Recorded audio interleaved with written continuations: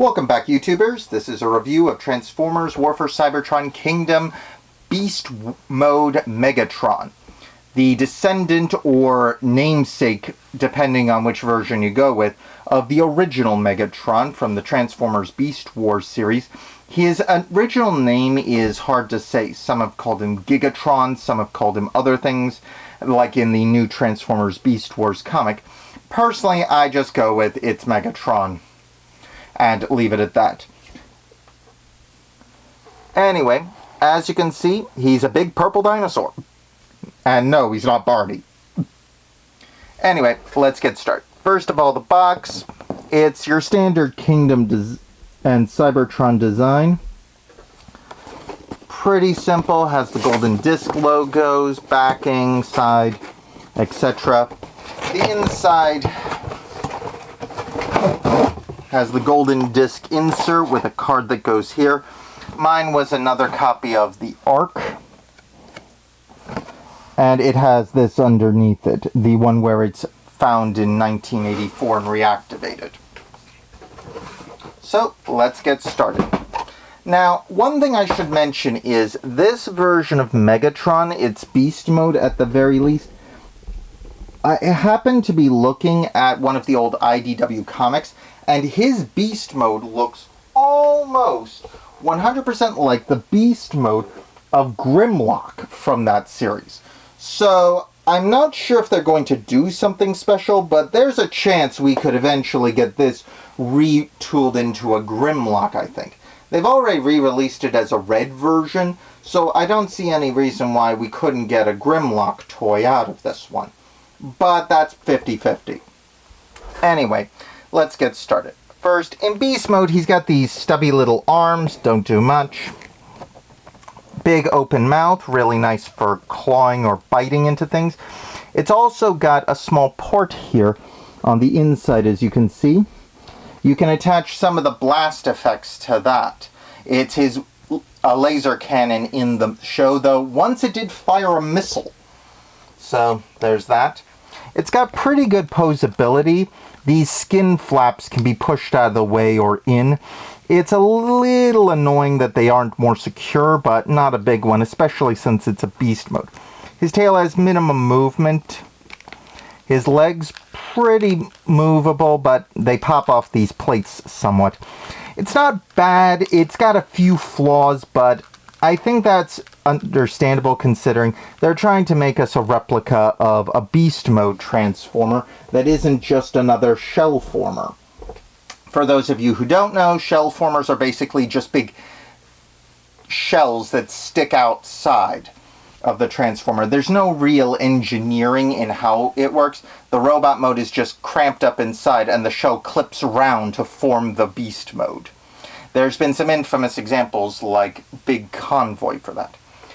The only other thing I could comment on is the tail seems to droop a bit. It needed like a clip in here to keep it upright more. That's the only other flaw I see with this one. Otherwise, it's pretty good, and I like this Beast Mode a lot, because it really covers it up. It looks like if it were real, that it would be a convincing fake at distance. Of course, it's a toy, so we can see all the joints and seams, so, you know.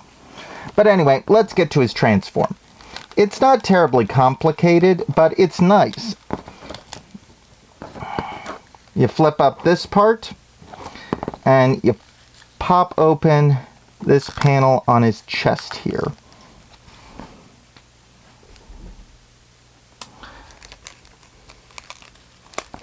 And there's a pin right here.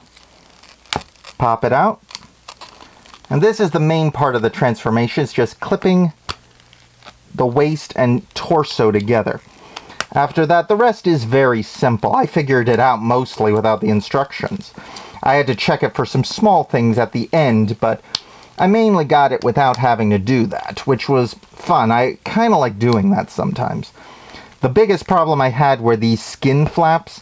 This is the other big criticism I have of this figure, is that the skin flaps they have, some of them aren't very well secured to the bot.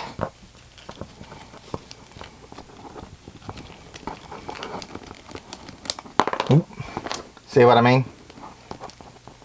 they can get in the way. And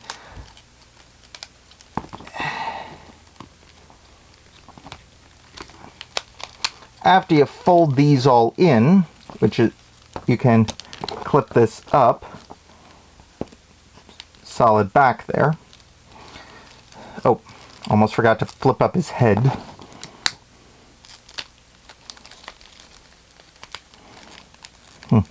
Didn't tab him in quite hard enough. There we go. The biggest problem is this arm. Now you can twist the tail piece round like so.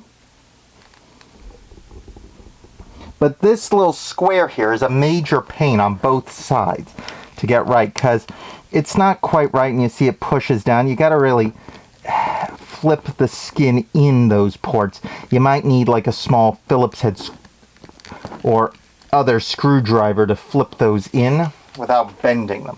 The bottom one isn't too bad. The top one is where the trouble really starts. This is definitely a design flaw. You have to get them like this. And as you can see, they don't always go in quite right. There. Yeah. Pop this out. You've got his little scissor claw. Also has an arm here, something the original one lacked. The original Megatron toy, I had a buddy who owned it. It had one of those mutant masks that flipped around his face there. It was an all black chest though, so the nicer paint-apps are nice. Its head didn't have any sort of missiles or anything in it.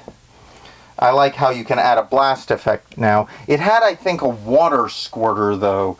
It's hard for me to remember. Yeah, I think it had like a water squirter.